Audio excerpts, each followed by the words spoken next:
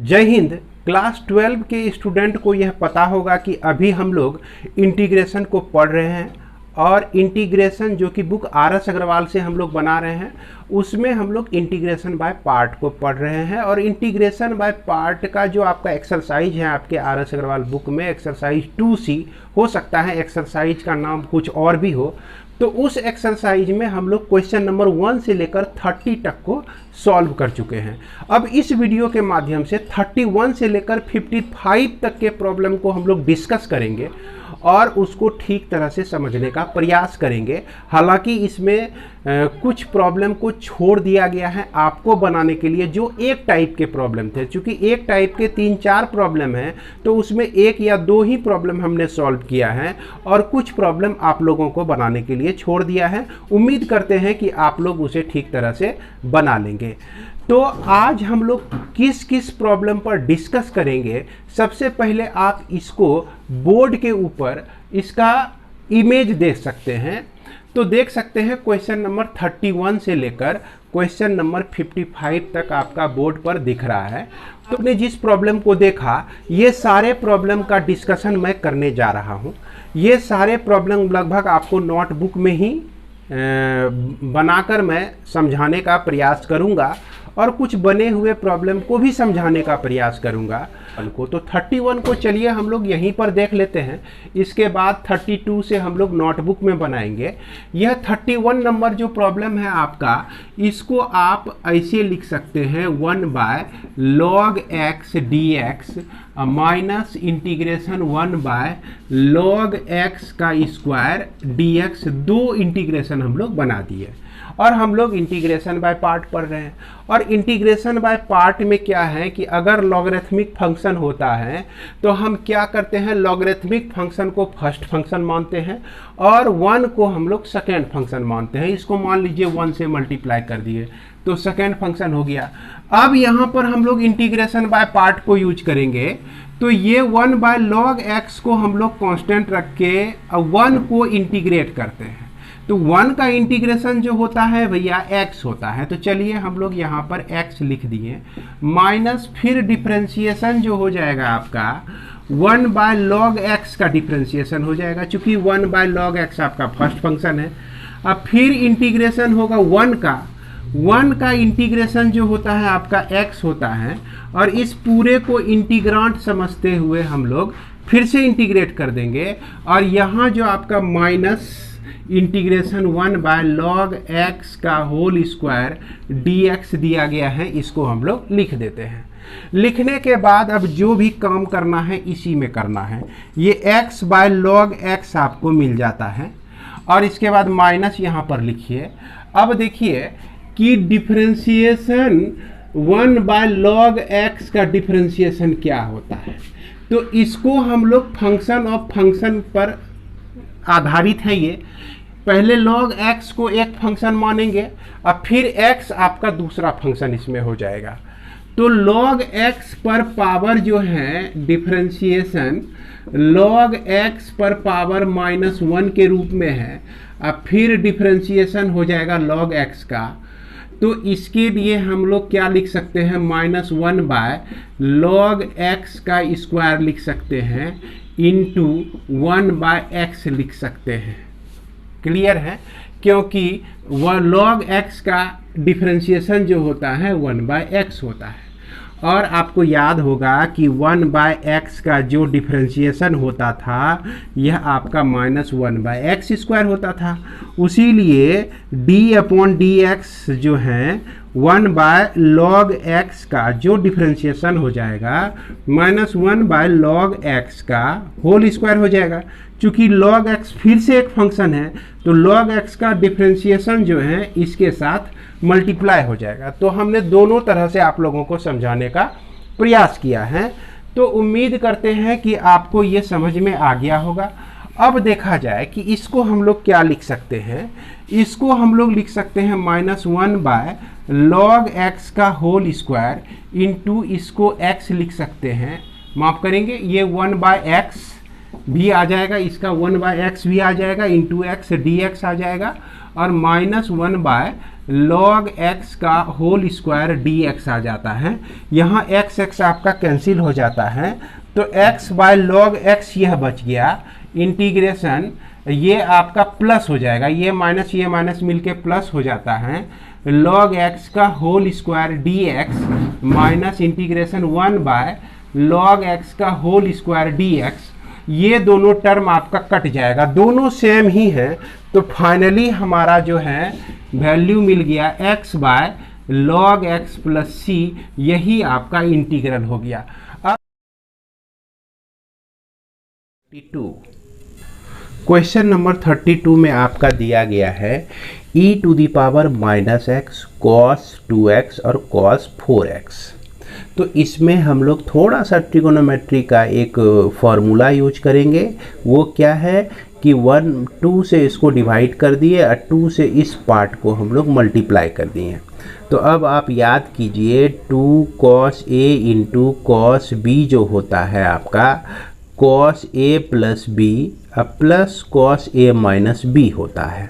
तो इसके आधार पर हम लोग जो है इस फॉर्मूले के आधार पर इसको जब बिठा देते हैं तो हमको मिल जाता है 4x plus 2x cos 6x और 4x minus 2x cos 2x मिल जाता है dx। अब यहाँ पर देखा जाए तो इससे हमको दो इंटीग्रेशन मिल जाता है, क्योंकि e⁻x cos 6x को अलग हम इंटीग्रेट कर देते हैं और e⁻x cos 2x इसको इससे मल्टीप्लाई करेंगे तो इसको हम लोग अलग इंटीग्रेट कर देते हैं। तो अब हम क्या करेंगे कि इसको इंटीग्रेट करके इसका वैल्यू निकालेंगे और इसको इंटीग्रेट करके इसका वैल्यू निकालेंगे। तो दोनों का वैल्यू एक साथ लेके नहीं चलेंगे। तो इस सुविधा के लिए इस पहले को हम लोग I1 इंटीग्रेशन का एक प्रॉब्लम मान लेते हैं और इसको हम लोग I2 मान लेते हैं। अब यहाँ I1 का वैल्यू यानी इसका वैल्यू निकाल के यहाँ पे पुट कर देंगे और इसका वैल्यू I2 का वैल्यू निकाल के हम लोग यहाँ पे पुट कर देंगे, तो हमारा इंटीग्रल मिल जाएगा। तो सबसे पहले हम I1 में चलते हैं। तो I1 में जैसा कि आप देख रहे हैं कि दिया गया आपका कि cos 6x e⁻−x dx दिया गया है। तो जाहिर है कि यहाँ ट्रिगोनोमेट्रिक फंक्शन जो होगा फर्स्ट फंक्शन होगा और एक्सपोनेंशियल फंक्शन जो होगा यह आपका सेकेंड फंक्शन होगा। तो फर्स्ट फंक्शन को कांस्टेंट रखेंगे, सेकेंड फंक्शन को इंटीग्रेट करेंगे, फिर फर्स्ट फंक्शन को डिफरेंशिएट करेंगे और फिर सेकेंड फंक्शन को इंटीग्रेट करेंगे। तो इसका e⁻−x का इंटीग्रेशन -e⁻−x मिलता है और cos 6x का डिफरेंशिएशन जो होता है हमको यहाँ पर 6 sin 6x मिलता है, जो कि माइनस में मिलता है। और उसके बाद e⁻−x का जो इंटीग्रेशन है वह -e⁻−x में मिलता है हमको, यानी कि यह पार्ट भी हमारा माइनस, यह पार्ट भी हमारा माइनस, तो दोनों माइनस माइनस मिलके प्लस में हो गया। इसीलिए हमने यहाँ माइनस के साइन को लिखा ही नहीं है। तो ये माइनस हो गया और यहाँ भी आप अगर माइनस डाल देते हैं तो ये दोनों माइनस मिलके प्लस में हो जाता है। तो अब यहाँ पर इंटीग्रेशन हमारा आ गया 6 sin 6x e⁻−x का। तो इसमें ये दोनों तो आपका प्लस ही समझिए, है ना, दोनों माइनस मिलके क्या कर देगा, इसको प्लस कर देगा। ये पहला फंक्शन आपका और यह आपका दूसरा फंक्शन। तो पहले फंक्शन को कांस्टेंट रखें, दूसरे फंक्शन को हम लोग इंटीग्रेट करेंगे। तो e⁻−x का इंटीग्रेशन -e⁻−x होगा और प्लस 6, चूँकि यहाँ पर 6 हैं तो ये 6 इसके साथ भी आ गया, ये 6 इसके साथ भी आ गया। 6 × cos 6x e⁻−x dx आपको मिलेगा। इसका हम लोग क्या कर दिए, डिफरेंशिएशन कर दिए, क्योंकि पहले पार्ट का डिफरेंशियल यहाँ पे आता है और दूसरे पार्ट का इंटीग्रेशन यहाँ पे आता है। तो इसमें क्या होता है कि आपका ये पार्ट जो है माइनस में आता है। अब माइनस में आने के चलते यहाँ बीच में फॉर्मूला कहता है माइनस, जिसके चलते यह आपका प्लस हो जाता है। अब हम लोग ध्यान से देखें कि e⁻−x cos 6x हमने लिख दिया। अब 6 से जो है इस दोनों को हम लोग मल्टीप्लाई कर देते हैं, इस दोनों को मल्टीप्लाई कर देते हैं। 6 से इसको मल्टीप्लाई किए तो ये पार्ट मिलता है, 6 इंटू 6 करेंगे तो 36 मिलेगा और ये इंटीग्रल आपका यहाँ पर ये हो जाएगा। अब यहाँ पर देखिए ये जो पार्ट है आपका सेम एज प्रॉब्लम का ही के तरह है, देख रहे हैं, यही हमारा cos 6x e to the power minus x dx था और cos 6x e to the power minus x dx था। तो इसके बदले में हम लोग क्या कर सकते हैं, माइनस 36i1 लिख सकते हैं, i1 लिख दिए हम लोग। और इस i1 को माइनस 36i1 को अगर हम लेफ्ट साइड में लाते हैं तो यह आपका प्लस में हो जाता है, तो इसीलिए इसको यहाँ से हटा दीजिए, इधर लिख दिए। अब 36i1 और एक i1 दोनों मिलके 37i1 होता है, जो कि हमारा इस पार्ट को दे देता है। इसमें हमने e to the power minus x common ले लिया तो ये मिला हमको, और सिर्फ i का जो वैल्यू है e to the power minus x by 37 into 6 sine 6x minus cos 6x आपको मिलता है। इसके बाद हम लोग चलते हैं I2, कहने का मतलब ये जो पार्ट है आपका I2 इसको माने हुए हैं, इसको भी हम लोग इसी तरह से इंटीग्रेट करेंगे। ये देख सकते हैं I2 इक्वल टू इतना है, ये आपका फर्स्ट फंक्शन और ये आपका सेकेंड फंक्शन। फर्स्ट को कांस्टेंट रखेंगे, सेकेंड को इंटीग्रेट करेंगे तो देखिए इंटीग्रेट हमने यहाँ कर दिया है, minus e to the power minus x मिलेगा। फिर उसके बाद cos 2x को यहाँ पर हम लोग डिफ्रेंशिएट करेंगे जो कि माइनस में ही मिलेगा। e to the power x minus x को इंटीग्रेट करेंगे तो यह भी माइनस में मिलेगा, तो दोनों यहाँ पर प्लस में हो जाएगा और dx हो गया। अब 2 यहाँ बाहर निकले रहा। उसके बाद जो है sine 2x e to the power minus x, again आपका इंटीग्रल का एक प्रॉब्लम हो गया जिसमें कि 2 फंक्शन मौजूद हैं, तो यहाँ भी हम लोग इंटीग्रेशन बाय पार्ट लगा सकते हैं। तो इसके लिए हम साइन 2x को जो है कांस्टेंट रखते हैं, e to the power minus x को इंटीग्रेट करते हैं, फिर साइन 2x का डिफरेंशिएशन जो होता है 2 cos 2x होता है, और e to the power minus x का जो इंटीग्रेशन होता है minus e to the power minus x होता है। अब यहाँ जो माइनस मिला और इस इंटीग्रेशन बाय पार्ट के हिसाब से यहाँ पर माइनस आना चाहिए, तो दोनों माइनस जो है इसको प्लस कर देगा। अब इसको आप एक्सपेंडेड फॉर्म में लिखते हैं तो यह जो आपका इंटीग्रेशन आया है ये वही इंटीग्रेशन है जो कि आपका यहाँ पर I2 है, देख रहे हैं I2 है, तो इसके बदले में हम लोग I2 रख सकते हैं। तो I2 यानी कि माइनस 4I2 हो गया, और इस माइनस 4I2 को हम लोग लेफ़्ट साइड में ले आते हैं तो I2 प्लस 4I2 मिलके हमारा हो जाता है यहाँ पर 5I2 हो जाता है, और जो कि आपका ये प्राप्त होता है। तो I2 का जो वैल्यू है आपका e to the power minus x by 5 2 साइन 2x cos 2x लिख सकते हैं। अब क्या करना है कि यह जो आपका पहला इक्वेशन था जिसमें I1 और I2 माने हुए थे, अब हमारे पास I1 का भी वैल्यू निकल चुका है और यहाँ पर हमको I2 का भी वैल्यू निकल चुका है। दोनों वैल्यू को हम लोग इस इक्वेशन 1 में रख देंगे, और जब रखेंगे तो देख सकते हैं आप कि ये हमारा कुछ रिजल्ट इस तरह से प्राप्त होता है। तो उम्मीद करते हैं कि आप लोग इसे समझ गए होंगे। कहीं दिक्कत हो रही होगी तो आप जो है इसे देखकर अपनी गलती को सुधार लेंगे। इसके बाद हमारा क्वेश्चन नंबर 33।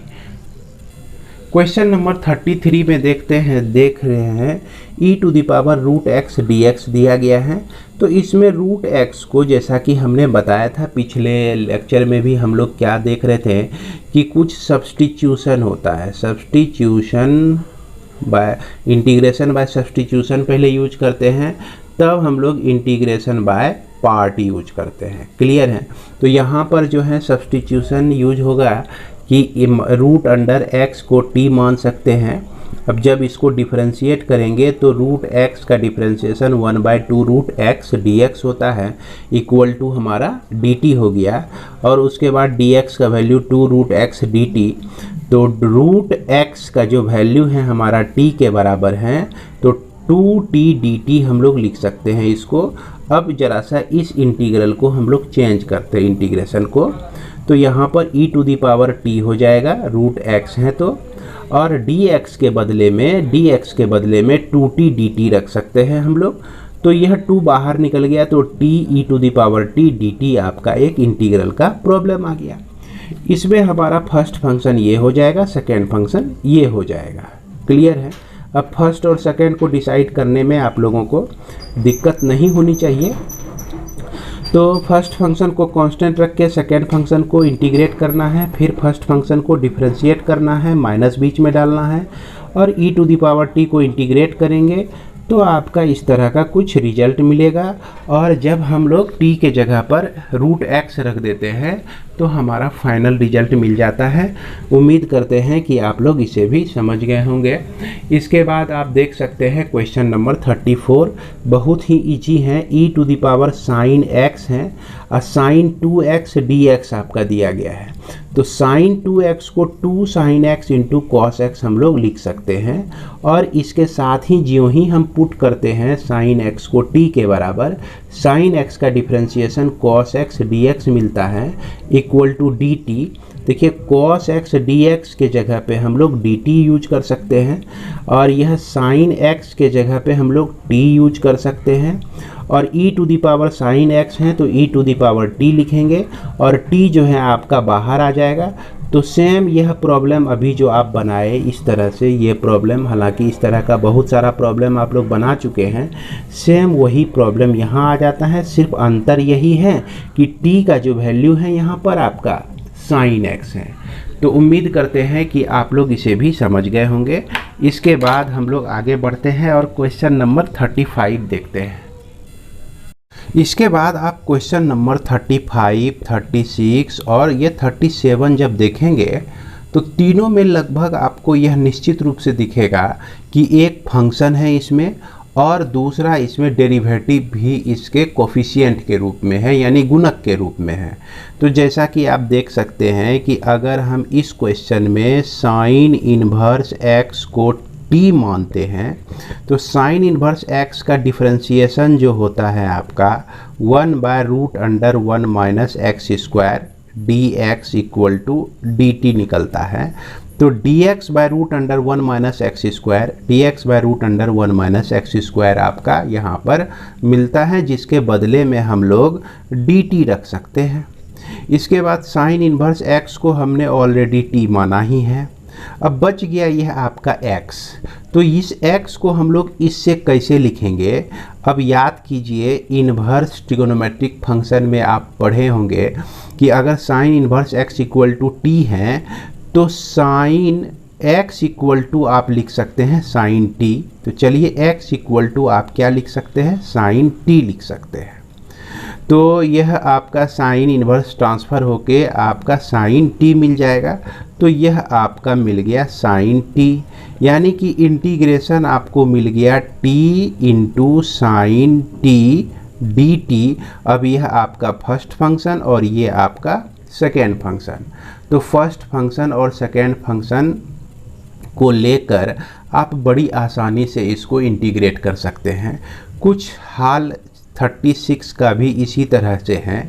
यहाँ जैसे आप पुट करेंगे टेन इन्वर्स x को t पुट करते हैं तो इसका डिफरेंशिएशन जो होता है 1/1 plus x square dx equal to dt मिलता है।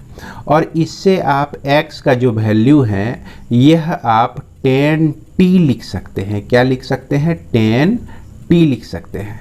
अब हम लोग इसको चेंज करते हैं, इसके वेरिएबल को। x के बदले में टेन t लिखना है तो एक्स स्क्वायर है, तो टेन स्क्वायर t लिख सकते हैं आप। टेन इन्वर्स x के बदले में t लिख सकते हैं हम लोग, चूँकि टेन इन्वर्स x को t माने हुए हैं। और dx/1 plus x square, dx/1 plus x square को dt लिख सकते हैं। तो यहाँ पर इंटीग्रेशन आपको मिल गया t into ten square t। तो टेन स्क्वायर t को और एक चीज़ कर देते हैं हम लोग, sec square t minus 1 dt इस तरह से लिख सकते हैं। अब इसको जो है एक इंटीग्रेशन हो गया t sec square x sec square t dt का इंटीग्रेशन हो गया। अब माइनस इंटीग्रेशन हो गया t dt का, चूँकि t को 1 से मल्टीप्लाई करेंगे तो माइनस टी dt का इंटीग्रेशन हो जाएगा। अब इसमें आपको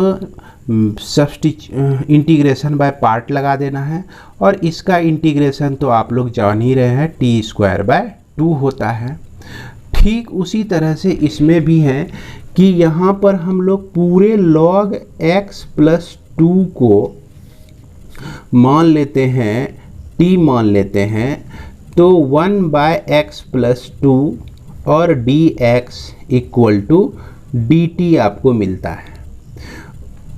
इसके बाद यहाँ पर हम लोग क्या कर सकते हैं कि log x प्लस 2 को तो भैया हम लोग सीधा t लिखेंगे, और dx बाय x प्लस 2 है आपका, dx बाय x प्लस 2 है, तो यहाँ इसको हम लोग लिख सकते हैं। इसमें हम लोग को ये समझ लेना है कि यह log x प्लस 2 है आपका, और यह x प्लस 2 दो बार लिख दीजिए, x प्लस 2 जो है 2 बार हमने लिख दिया। तो dx बाय x प्लस 2 के लिए, dx बाय x प्लस 2 के लिए हम लोग इसके लिए dt यूज कर देते हैं। अब यहाँ पर x प्लस 2 बच गया है, एक तो चला गया, इसमें आ गया dt के साथ। और इसके बाद x प्लस 2, जिसको हम लोग क्या लिख सकते हैं कि x प्लस 2 को हम लोग लिख सकते हैं e to the power t लिख सकते हैं। तो याद होगा आपको, लॉगरिथमिक में इसी तरह का रूल होता है कि अगर log को आप इधर से उधर ट्रांसफ़र करते हैं तो यह e टू दी पावर, यह आपका e बेस बन जाता है और t इसमें पावर बन जाता है। तो इसको हम लोग लिख सकते हैं 1 by e to the power t लिख सकते हैं। तो यहाँ पर आपका इंटीग्रेशन मिल जाता है, integration t by e to the power t dt मिल जाता है। क्लियर है? तो इसमें हमारा क्या हो गया कि यहाँ दो तरह का फंक्शन है, एक t है आपका, एक 1 by e to the power t dt है। तो यह अलजेब्रिक फंक्शन है और यह आपका एक्सपोनेंशियल फंक्शन है। तो इसको हम लोग फर्स्ट फंक्शन मानेंगे और इसको हम लोग सेकेंड फंक्शन मानेंगे। तो रूल कहता है कि फर्स्ट फंक्शन को कांस्टेंट रखिए, सेकेंड फंक्शन को आप इंटीग्रेट कर दीजिए, और इसके बाद माइनस डिफरेंशिएट कर दीजिए आप t को, और इसके बाद इंटीग्रेट कर दीजिए e to the power minus t dt को। अब यहाँ पर माइनस t क्यों लिख दिए? क्योंकि यह आप देख रहे हैं 1 by e to the power t को e to the power minus t भी लिख सकते हैं।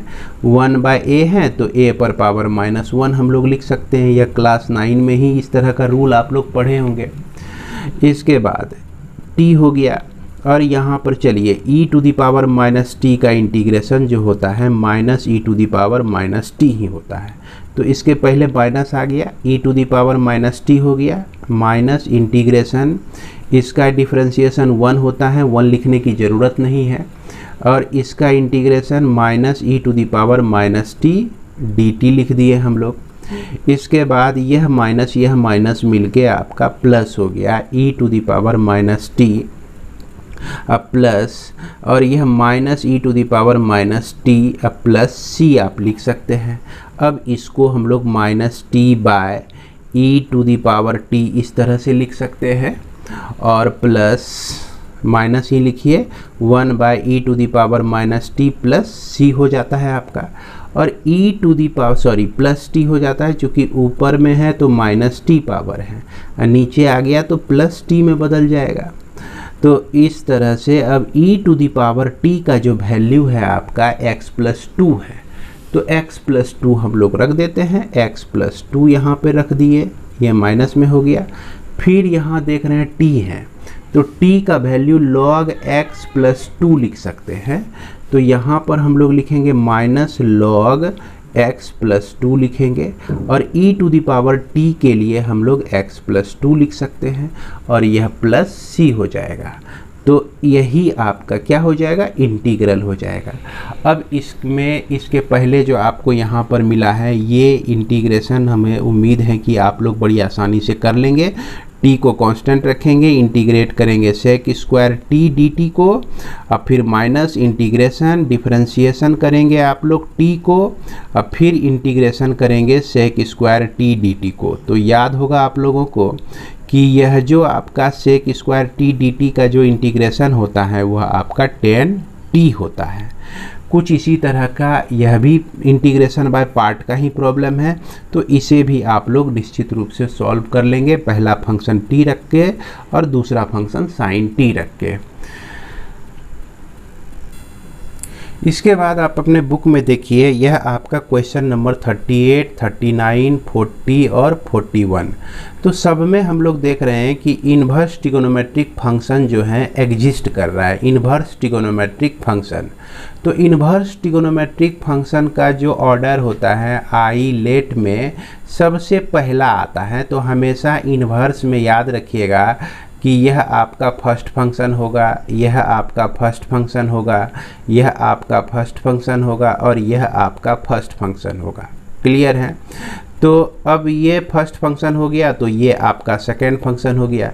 अब वैसा फंक्शन जिसमें आपका क्या कहते हैं दूसरा फंक्शन नहीं दिया रहे, तो वैसे स्थिति में हम लोग क्या करते हैं कि 1 को जो है दूसरा फंक्शन हम लोग मानकर सॉल्व करते हैं।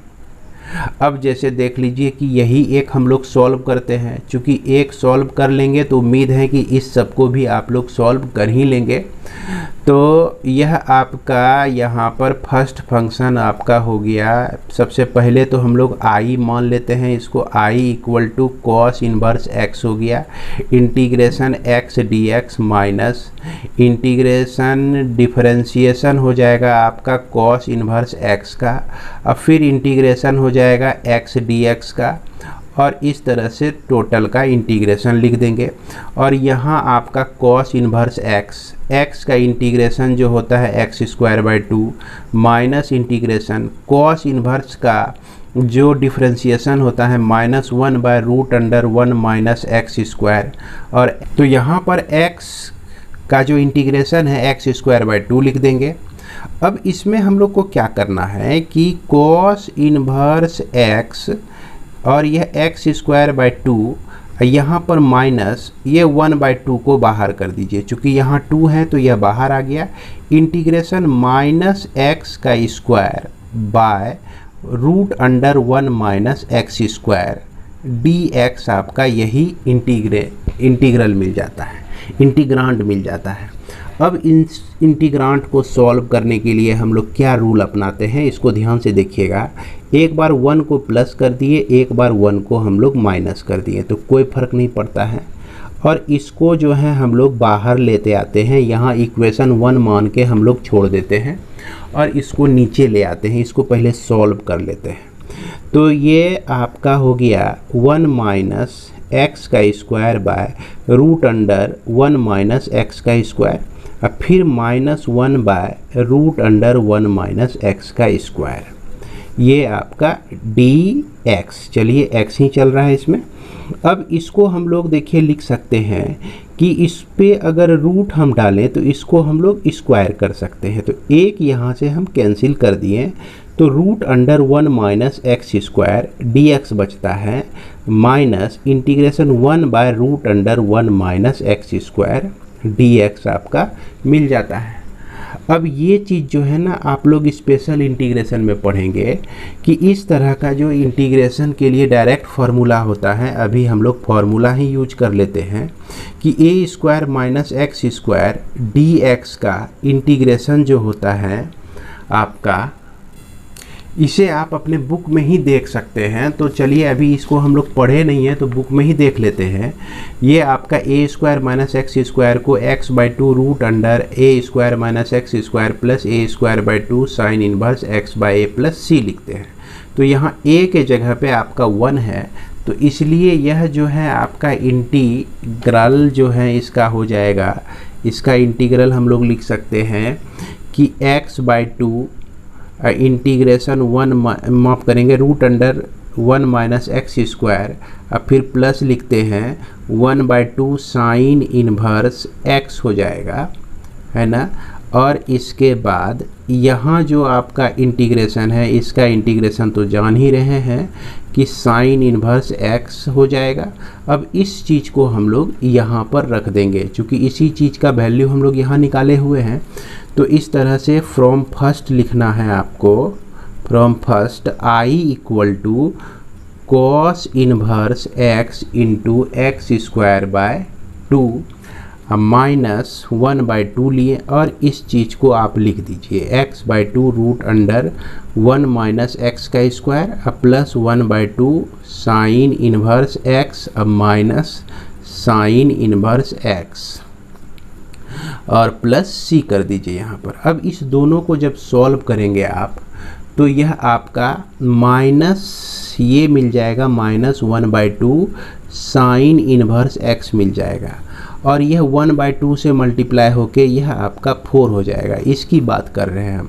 अब यहाँ पर देखा जाए तो यह minus x/4 root under 1 minus x का स्क्वायर मिलता है, और यह आपका x²/2 कॉस इन्वर्स x मिल जाता है। तो संभवतः यही आपका आंसर है। उम्मीद करते हैं कि आप लोग जो हैं इसे समझ गए होंगे। और यहाँ पर थोड़ी सी गलती हो गई है, यह माइनस जो है नहीं होगा, यहाँ पे यह प्लस हो जाएगा। क्लियर है? क्योंकि minus half sine inverse x आता है और माइनस से मल्टीप्लाई होने पर यह आपका यहाँ पर प्लस हो जाएगा, और यही आपका इंटीग्रल हो जाएगा। इसके बाद हम लोग क्वेश्चन नंबर 42 देखते हैं। जैसा कि आप लोग जान रहे हैं कि इन्वर्स का जो भी फंक्शन रहेगा वो फर्स्ट फंक्शन कहलाएगा। तो इसको हम लोग लेट आई इक्वल टू लिख लेते हैं cot inverse x into x square d x लिख लेते हैं। इसके बाद यह कॉट इन्वर्स एक्स को कांस्टेंट रखेंगे, इंटीग्रेट करेंगे एक्स स्क्वायर डी एक्स को, फिर माइनस, फिर यहाँ पर डिफ्रेंशिएशन हो जाता है कॉट इन्वर्स एक्स का, और इंटीग्रेशन होता है एक्स स्क्वायर डी एक्स का। इस तरह से यह जो है अगला स्टेप आपको मिल जाता है। यहाँ हो गया एक्स स्क्वायर का इंटीग्रेशन x³/3 होता है, और यह आपका कॉट इन्वर्स एक्स हो गया, माइनस कॉट इन्वर्स एक्स का जो डिफरेंशिएशन होता है -1/1 प्लस एक्स का स्क्वायर, और एक्स स्क्वायर का इंटीग्रेशन x³/3 और यह dx। तो इसको आप कैसे लिख सकते हैं? x³/3 लिखिए, कॉट इन्वर्स x लिख दिए, माइनस और ये माइनस दोनों मिलके प्लस 1/3, 3 को हम बाहर कर सकते हैं, और यहाँ पर x³/1 plus x square dx हो गया। अब हमारी समस्या यही हो गई कि इसको हम लोग कैसे इंटीग्रेट करें। तो इसको यहाँ 1 मान लीजिए, और यहाँ पर आगे बढ़ा के लिखिए where x³/1 plus x square dx को हम लोग लिख सकते हैं x square x dx/1 plus x का स्क्वायर लिख सकते हैं। इसमें हम लोग जैसे एक्स स्क्वायर को t पुट करते हैं तो यह 2x dx इक्वल टू हमारा dt हो जाता है। x dx को हम लोग dt/2 लिख सकते हैं। तो इसलिए यह जो इंटीग्रेशन हो जाएगा 1/2 बाहर हो गया, x dx के बदले में dt लिखेंगे, एक्स स्क्वायर के बदले में हम लोग t लिख सकते हैं, और यहाँ /1 प्लस t लिख सकते हैं। अब इसको इंटीग्रेट करने के लिए क्या करते हैं कि यह 1/2 लिख दीजिए, और t के साथ +1 कर दीजिए, -1 कर दीजिए। अब बाय यह t 1 प्लस t है तो t +1 कर दीजिए, और dt हो गया आपका। यह आपका 1/2 integration t +1/t+1 minus 1/t+1 dt लिख सकते हैं आप। ये कट के आपको 1 देता है। 1 का इंटीग्रेशन जो है सिर्फ t होता है, और -1/log ये -1/t+1 का -log mod t+1 लिख सकते हैं। ये आपका इंटीग्रल हो गया। किसके लिए? इसके लिए। अब इसी को थोड़ा सा बढ़िया से लिख देते हैं, t का वैल्यू रख देते हैं। t का वैल्यू आपका एक्स स्क्वायर है minus log mod x square plus 1, ये चीज़ होगी आपका। और इस वैल्यू को हम लोग क्या करेंगे कि इस इक्वेशन में यहाँ पर हम लोग रख देंगे। तो यहाँ पर हम लोग रखते हैं, ये जो है आपका x³/3 है और यह कॉट इन्वर्स आपका x है प्लस 1/3, और इस चीज़ का वैल्यू जो है देख रहे हैं आपका 1/2 इसके कॉमन है, तो 1/2 से इसको मल्टीप्लाई हो जाएगा और इनटू हो जाएगा x² minus log mod x² plus 1 लिख सकते हैं आप, और प्लस c कर दीजिए। तो अब इसको थोड़ा सा सजा के लिख देते हैं, तो एक्सपेंड करके, तो यह cot inverse x minus plus 1/6 x का स्क्वायर हो गया माइनस 1/6 log mod x² plus 1 plus c, यही इसका इंटीग्रल हो जाएगा। तो उम्मीद करते हैं कि इसे भी आप लोग समझ गए होंगे। इसके बाद क्वेश्चन नंबर 43 और क्वेश्चन नंबर 44, तो दोनों प्रॉब्लम आपका एक तरह का है और इसको सॉल्व करने के लिए जैसे देखिए इसके लिए थोड़ा सा विचार करते हैं। हम लोग जानते हैं कि cos inverse z plus sign inverse z जो होता है वह आपका π/2 होता है। इसको इन्वर्स ट्रिग्नोमेट्रिक फंक्शन में आप लोग पढ़े होंगे। अब देखिए कॉस इन्वर्स z, अगर z के जगह पे √x हो तो इसको हम लोग π/2 माइनस साइन इन्वर्स, चूँकि z के जगह पे √x लिए हुए हैं √x लिख सकते हैं। इसका इंटीग्रेशन का मतलब हुआ कि इसका इंटीग्रेशन आप निकाल दीजिए, जो इसका इंटीग्रेशन होगा वही इसका भी इंटीग्रेशन हो जाएगा। तो इस दोनों में जो है बहुत ज़्यादा अंतर नहीं है, एक π/2 का अंतर है। अगर आप इसको सॉल्व कर लेते हैं तो इसको सॉल्व करने में ज़्यादा परेशानी नहीं रह जाती है। तो आइए हम लोग इसको सॉल्व करते हैं। तो यहाँ पर हम देख रहे हैं क्या कि √x को t मान लेते हैं। तो √x का जो डिफरेंशिएशन होता है 1/2 √x dx इक्वल टू हम लोग dt लिख सकते हैं, और इस dx को 2√x कहने का मतलब कि √x के बदले में t रखेंगे तो t इंटू dt रख देंगे। अब ये 2 जो है बाहर चला आएगा और साइन इन्वर्स √x है, तो √x का मतलब हो गया साइन इन्वर्स t हो गया, और यह आपका t dt आपको मिल जाता है। अब देखिए इसका इंटीग्रेशन बहुत ही आसान है। ये आपका क्या कहते हैं, फर्स्ट फंक्शन ये हो जाएगा, सेकेंड फंक्शन ये हो जाएगा।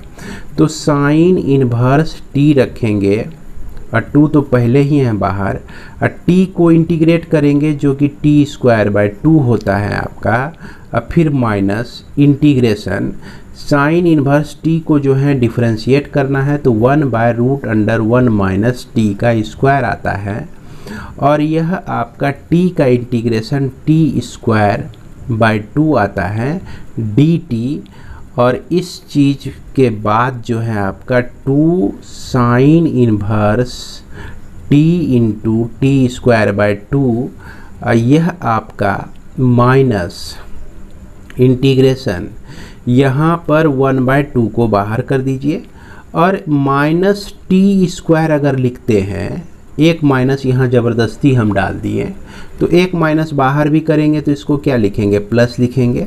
अब बाय √1 माइनस t का स्क्वायर dt आपको मिलता है। इसमें एक बार +1 कर दीजिए, एक बार -1 कर दीजिए।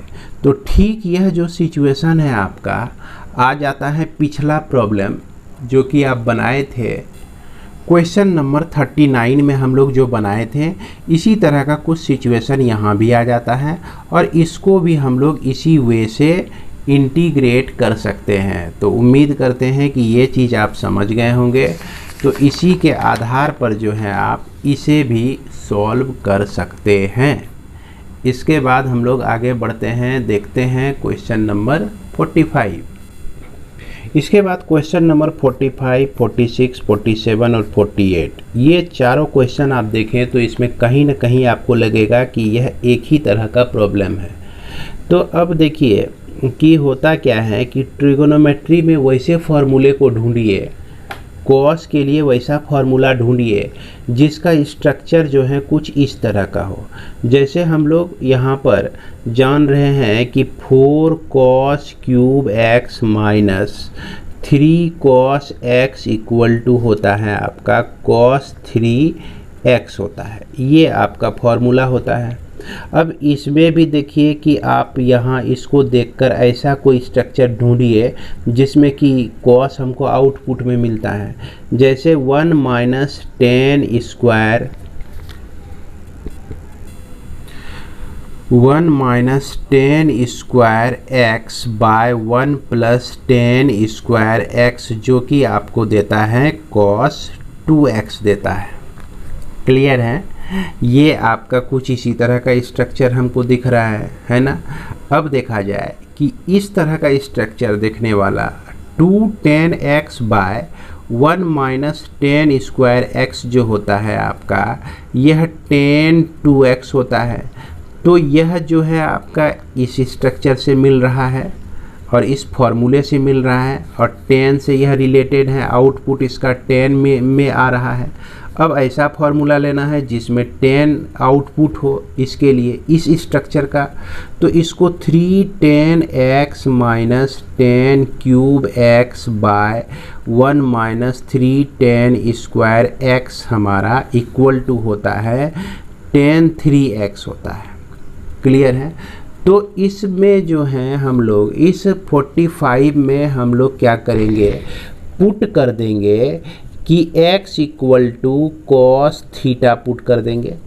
इसमें जो है हम पुट कर देंगे x इक्वल टू 10 आया तो 10 थीटा पुट कर देते हैं इसमें x के जगह पर। और इस 47 में हम लोग क्या करेंगे, देख रहे हैं 10 से ही रिलेटेड ये है, तो यहाँ x के लिए हम लोग 10 थीटा पुट कर देते हैं और इसके लिए जो है हम क्या पुट कर देते हैं, इसके लिए भी x इक्वल टू 10 थीटा ही पुट करते हैं। तो चलिए इसमें से यही क्वेश्चन को हम लोग डिस्कस करते हैं। तो जैसे आप इंटीग्रेशन में 10 inverse 3 10 theta minus 10 cube theta by 1 minus 3 10 square theta लिखेंगे और dx लिखेंगे, और इसका जो डिफरेंशिएशन है आपका dx इक्वल टू आप लिख सकते हैं sec square theta d theta, आप इसको लिख सकते हैं डी थीटा आप लोग लिख सकते हैं। तो अब देखिए इसको हम लोग चेंज करेंगे, तो इंटीग्रेशन 10 इनवर्स और इसको हम लोग लिख सकते हैं tan 3 थीटा, तो tan 3 थीटा आपका हो गया। और dx के बदले में लिख सकते हैं sec square theta d theta लिख सकते हैं। अब देखा जाए कि यह tan इनवर्स और tan जो है एक दूसरे को कैंसिल करेगा, तो integration 3 theta into sec square theta d theta आपको मिलता है। तो यह जो है आपका इंटीग्रेशन बाय पार्ट का प्रॉब्लम हो गया। तो इसके पहले 3 तो हैं ही, और यहाँ हम क्या करेंगे, थीटा को कांस्टेंट रखते हैं और इंटीग्रेट कर देते हैं सेक स्क्वायर थीटा दी थीटा को, अब माइनस थीटा को डिफरेंशिएट करेंगे थीटा के रेस्पेक्ट में तो 1 होगा, और सेक स्क्वायर थीटा को फिर इंटीग्रेट करना है जिसका इंटीग्रेशन जो है tan थीटा होता है, डी थीटा आपको मिल जाता है। तो इस तरह से 3 थीटा इंटू tan थीटा मिला आपको, माइनस tan थीटा का जो इंटीग्रेशन होता है लॉग मॉड सेक थीटा होता है प्लस में, अब माइनस में अगर यहाँ लिखना हो तो यहाँ कॉस थीटा डाल देंगे। तो हमको देख लेना है कि आंसर में क्या दिया जा रहा है। तो चलिए ये चीज़ हो गया। अब देखा जाए अब क्या करना है, थीटा का जो वैल्यू है आप यहाँ से निकाल के दीजिए। तो थीटा को हम लोग लिख सकते हैं tan इनवर्स x लिख सकते हैं। क्लियर है? देख रहे हैं थीटा को क्या लिख सकते हैं, tan इनवर्स x लिख सकते हैं। उसके बाद सेक थीटा को जैसे tan थीटा इक्वल टू आपका x है, तो जो कि आपका p बाय b होता है, तो h का जो वैल्यू हो गया यह रूट अंडर 1 माइनस क्या हो गया आपका x का स्क्वायर हो जाएगा, h का वैल्यू चूँकि x बाय 1 हो जाएगा। देख रहे हैं x बाय 1 और h का जो वैल्यू हम लोग लेंगे वो आपका होता है p square plus b square, माफ़ करेंगे p square plus b square. तो h का वैल्यू हमारा ये निकल गया।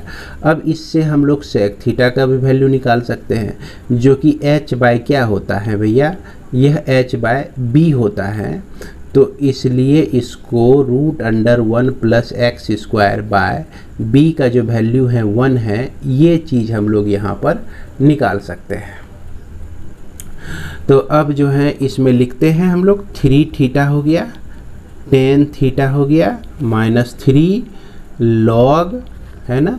सेक थीटा के बदले में क्या लिख सकते हैं, इसको ऐसे भी लिख सकते हैं 1 प्लस एक्स स्क्वायर पर पावर हाफ लिख सकते हैं आप। तो 1 प्लस एक्स स्क्वायर पे पावर ये हाफ हो गया प्लस सी हो गया।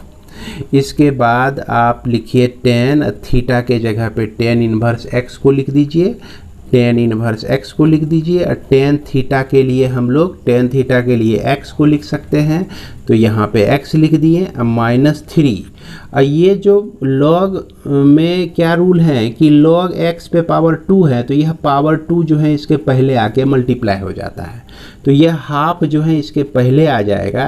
और log इंटू 1 प्लस एक्स का स्क्वायर प्लस सी आपका हो जाता है। तो इसी तरह से ये हमारा क्या हो जाएगा, आंसर हो जाएगा। तो उम्मीद करें कि आप जो हैं ये सारे क्वेश्चन बना लेंगे। अगर आपका ये सब छूटता है, बनने में दिक्कत होती है, तो हम लोग का जब रिवीजन होगा, रिवीजन तो अभी साल में नहीं है संभव, लेकिन आप लोग कोशिश करते रहिएगा। आगने वाले साल मतलब कि रिवीजन आपका जनवरी या फरवरी में जब होगा, तो ये सब क्वेश्चन का डाउट आप ख़त्म कर सकते हैं। तो अब क्वेश्चन नंबर 49 को आप देख सकते हैं, जो कि आपका sine inverse x by x square dx दिया गया है। तो जैसा कि हमने बताया था कि इंटीग्रेशन बाय पार्ट में आपको ऐसे बहुत प्रॉब्लम मिलते आ रहे हैं, मिलते ही रहेंगे, कि पहले सब्स्टिट्यूट करना है, फिर उसके बाद आपको इंटीग्रेशन बाय पार्ट लगाना है। तो यहाँ पर साइन इन्वर्स x को आप t पुट कीजिए, तो निश्चित रूप से x का जो वैल्यू हो जाएगा वह साइन t हो जाएगा। और इसको तो आप इन्वर्स ट्रिगोनोमेट्रिक फंक्शन में पढ़ ही लिए होंगे। इसको इस तरह से क्यों लिखते हैं हम लोग, कैसे लिखते हैं, तो इतना सा लिख सकते हैं आप। अब इसको डिफ्रेंशिएट जब करते हैं तो x dx को साइन t का डिफ्रेंशिएशन cos t dt लिख देंगे। अब इस सारे वैल्यू को हम लोग इसमें रख देते हैं। साइन इन्वर्स x के जगह पे t रख दिया हमने, और dx के जगह पे cos t dt रख दिया हमने, और x स्क्वायर यानी कि साइन स्क्वायर t हो जाएगा, चूँकि x का वैल्यू साइन t है आपका। तो ये जो है आपको क्या दे देता है कि इस तरह का फंक्शन, और इस तरह के फंक्शन को थोड़ा सा हम चेंज करके लिखते हैं। जैसे t को पहले लिख दिए, cos t आपका ऊपर पे था, साइन स्क्वायर t को 2 बार लिख दिए, sine t into sine t, और यह cos t by sine t जो होता है आपका cot t होता है, 1 बाय साइन t जो होता है आपका cosec t होता है। अब यहाँ पर आपको 2 फंक्शन मिल गया, ये फर्स्ट फंक्शन और ये आपका सेकेंड फंक्शन।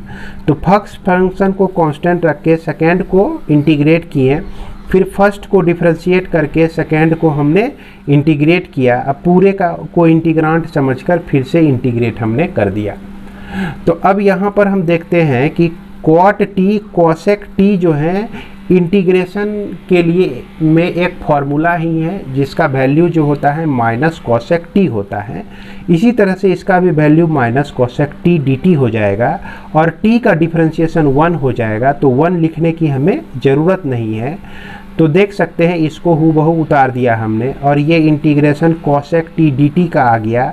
और इंटीग्रेशन cosec t dt को हम लोग log mod cosec t minus cot t plus c लिख सकते हैं। तो इस तरह से अब हमको क्या करना है, cosec t का मान रखना है और cot t का मान रखना है। और हमारे पास जानकारी है कि sin t जो है आपका x के बराबर है, तो निश्चित रूप से cosec t जो है इसका रेसिप्रोकल हो जाएगा। और cos t को हम लोग लिख सकते हैं √1 माइनस साइन स्क्वायर t। और sin t का जो वैल्यू है x है, तो sin t का जो वैल्यू है हमारा क्या है भैया, x है, जैसा कि आप यहाँ पर देख सकते हैं sin t equal to x है। तो इसको हम लोग लिख देंगे एक्स स्क्वायर, यहाँ सुधार लेंगे, इसको हम लोग लिख लेंगे एक्स स्क्वायर लिख लेंगे।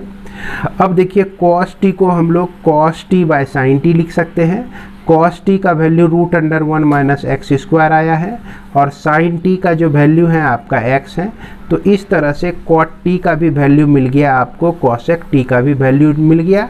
इस कॉसेक टी के बदले में आप 1/x रख दीजिए, कॉसेक टी है तो 1/x रख दीजिए, और कॉट टी है तो √1 minus x square bye x रख दीजिए। तो यही आपका क्या हो जाता है, आंसर हो जाता है। इसके बाद क्वेश्चन नंबर 50 जो है बहुत आसान प्रॉब्लम है। यहाँ पर 10x sec square x dx by 1 minus 10 square x दिया गया है। इसमें इस पूरे को आप t मान लीजिए, t जैसे मानेंगे इसको डिफरेंशिएट करेंगे, है कि नहीं। डिफरेंशिएशन में हमको लगता है दिक्कत नहीं होनी चाहिए। तो इसका वैल्यू, इस पूरे का जो वैल्यू है आपको -dt/2 मिल जाएगा, और इतना सीधा साधा इंटीग्रेशन आपको मिल जाएगा। 1 माइनस हाफ जो है इसका बाहर कर दिए, और dt/t को log t लिख सकते हैं, प्लस c लिख दिए, और t का जो भी वैल्यू माने हैं 1 माइनस 10 स्क्वायर एक्स, तो उसको हम लोग लिख देते हैं, और यही हमारा आंसर हो जाता है। इसके बाद आप देख सकते हैं क्वेश्चन नंबर 51। हालांकि ध्यान रखेंगे 51, 52, 53 और 54 और यह 55, यह पांचों प्रॉब्लम जो है आपका एक ही तरह का प्रॉब्लम है। तो चलिए इसमें सबसे पहले हम लोग 51 को सॉल्व करेंगे, और उसके बाद जो है दो प्रॉब्लम को और भी सॉल्व करेंगे। तो यहाँ आई को हमने इतना मान लिया है, और यह इंटीग्रेशन बाय पार्ट का ही रूप है। ये आपका फर्स्ट फंक्शन हो जाएगा, ये सेकेंड फंक्शन। चूँकि एक्सपोनेंशियल फंक्शन सबसे लास्ट में होता है, इसीलिए यह हमारा सेकेंड फंक्शन हो जाएगा। तो first function, integration of second function, differentiation of first function, और इंटीग्रेशन ऑफ सेकेंड फंक्शन। अब इसको इंटीग्रेट करेंगे तो यही चीज़ मिलेगा आपको, और इसको डिफरेंशिएट करेंगे तो sin 4x का डिफरेंशिएशन cos 4x होता है, इंटू 4 हो जाएगा, चूँकि 4x का फिर से हमारा डिफरेंशिएशन होगा। वही चीज़ यहाँ भी है आपका, e⁻3x का इंटीग्रेशन e⁻3x/3 लिखेंगे। अब इसको थोड़ा सा हम लोग इस तरह से लिख सकते हैं।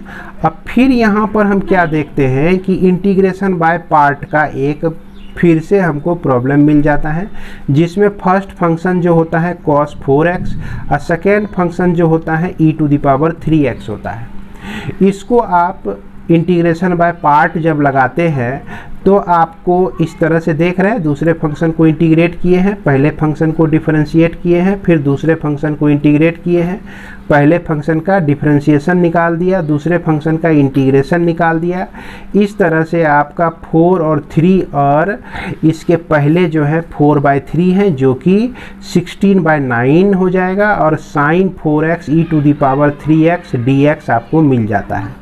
अब ये चीज़ जो है आपका वही है जहाँ से हम लोग प्रॉब्लम को लेकर चले थे, यही प्रॉब्लम को लेकर हम लोग चले थे, और यही चीज़ हमको यहाँ पर ये मिल रहा है। यानी इसको हमने आई माना है, तो इस चीज़ को भी हम लोग आई लिख सकते हैं, और इसको जब हम लोग लेफ़्ट साइड में रिप्लेस कर देंगे, लेफ़्ट साइड में रिप्लेस करने के बाद इसको हम लोग ऐड कर देते हैं, तो 25/9 आता है, और आई को अकेला छोड़कर 25/9 को राइट साइड में लेके चले आइए, तो 3 3 जा 9, और इस 3 को अंदर डाल दीजिए, यानी कि 3 से इसको भी मल्टीप्लाई कर दीजिए और इसको भी मल्टीप्लाई कर दीजिए। तो फाइनली आप रिजल्ट देखेंगे i = e⁻3x/25, 3 sin 4x minus 4 cos 4x plus c मिल जाता है आपको। इसके बाद क्वेश्चन नंबर 54 भी से उसी तरह का प्रॉब्लम है। इसमें भी 2 बार इंटीग्रेशन बाय पार्ट लगेगा, और आप इसको ध्यान से देख सकते हैं। First function integration second function, first function का डिफरेंशिएशन और इंटीग्रेशन सेकेंड फंक्शन। फिर से आपको यह इंटीग्रेशन का एक प्रॉब्लम मिल जाता है, और इस इंटीग्रेशन में ये फर्स्ट फंक्शन और ये आपका सेकेंड फंक्शन, फर्स्ट फंक्शन को कांस्टेंट रखें, सेकेंड फंक्शन को इंटीग्रेट किए, फिर फर्स्ट फंक्शन को हम डिफरेंशिएट करने के बाद इतना प्राप्त किए हैं और सेकेंड फंक्शन को इंटीग्रेट करने के बाद इतना प्राप्त किए हैं। अब इसको सावधानी से सॉल्व करेंगे तो देखेंगे 3/2 तो इसके बाहर हैं ही, दोनों में कॉमन है। तो अब यह जो है आपको इस तरह से कुछ मिलता है और 3/2 से इसको भी मल्टीप्लाई कर देंगे, 3/2 से इसको भी मल्टीप्लाई कर देंगे, तो यह 9/2 integration cos 3x + 4e⁻²x dx आपको मिलता है। और यही हमारा प्रॉब्लम है, यही हमारा प्रॉब्लम है जिसका वैल्यू हमारा क्या है, i है। तो यहाँ पर हम लोग क्या करेंगे, i पुट कर देंगे। i पुट करने के बाद इसको लेफ्ट साइड में ले आएंगे, इसको ऐड करने के बाद 13/4 आता है और सेम उसी तरह से 13/4 को हम लोग राइट साइड लेके गए तो फाइनली हमारा रिजल्ट ये मिल जाता है। तो उम्मीद करते हैं कि आप लोग जो हैं इसको समझ गए होंगे। आगे बढ़ते हैं। अब ये आपका लास्ट क्वेश्चन 55 है। e⁻⁻x है और cos x है। हालांकि यह प्रॉब्लम बहुत ही आसान है। cos x पहला फंक्शन, e⁻⁻x दूसरा फंक्शन। अब देख सकते हैं पहले फंक्शन को हमने कांस्टेंट रखा, दूसरे को इंटीग्रेट किया, फिर पहले का डिफरेंशिएशन हमने किया, डिफरेंशिएट किया, दूसरे को इंटीग्रेट किया। इस तरह से आपका ये माइनस मिलके ख़त्म हो गया, sin x e⁻⁻x आ गया। अगेन आप इसको इंटीग्रेट करेंगे, इंटीग्रेशन बाय पार्ट का फॉर्मूला यूज करके। तो sin x और e⁻⁻x का इंटीग्रेशन -e⁻⁻x होता है और यहाँ पर cos x हो जाता है, sin x का डिफरेंशिएशन और e⁻⁻x का इंटीग्रेशन -e⁻⁻x dx मिलता है, जो कि यह बन जाता है। और यही सेम चीज़ जो है हमारा क्या है, यही प्रॉब्लम है जिसको हम लोग i लिख सकते हैं। इसलिए हम इसके जगह पर क्या लिख दिए, i, और इस i को लेफ्ट साइड में ले जाएंगे तो ये हो जाएगा i + i 2i हो जाएगा। i = 2 आपका राइट साइड में आने के बाद डिवाइड हो जाता है, जो कि आपको ये इंटीग्रल देता है। तो उम्मीद करते हैं कि आप लोग जो हैं इसके प्रॉब्लम को बना लेंगे और इसको शॉर्टकट में बताने का मेरा यह भी पर्पस है कि अभी तक आप लोग बहुत सारे प्रॉब्लम को सॉल्व कर चुके हैं और इसमें भी आप लोगों को दिक्कत नहीं हुई होगी। तो इसी के साथ वीडियो को विराम देते हैं। मिलते हैं हम लोग अगले वीडियो में। जय हिंद।